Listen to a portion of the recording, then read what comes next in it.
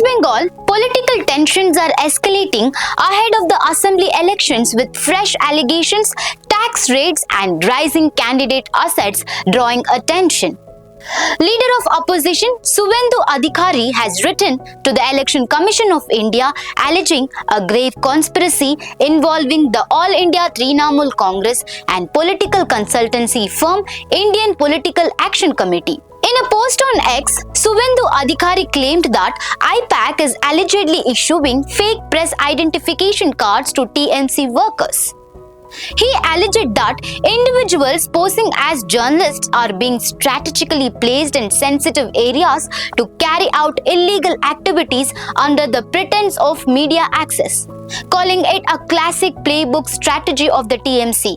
He also alleged misuse of press privileges that allow greater mobility and access compared to ordinary party workers. He urged the Election Commission to conduct rigorous verification of all newly issued press cards and accreditation letters issued over the past few months across West Bengal. He further demanded that district administrations and police authorities monitor individuals claiming to be journalists without a verifiable professional background.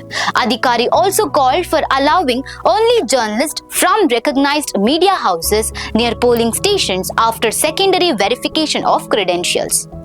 Polling in West Bengal will be held in two phases on April 23rd and April 29th, while results are scheduled to be announced on May 4th.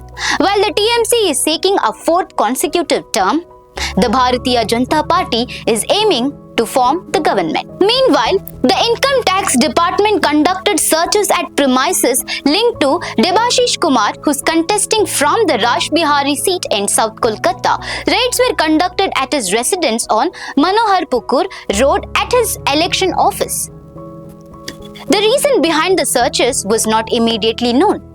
Kumar had recently been summoned multiple times by the Enforcement Directorate in connection with a land fraud case. The agency was reportedly probing whether Kumar had financial dealings with businessman Amit Gangopadhyay. Additionally, asset disclosures of Phase 1 candidates in the upcoming assembly elections have revealed a significant rise in wealth since 2021.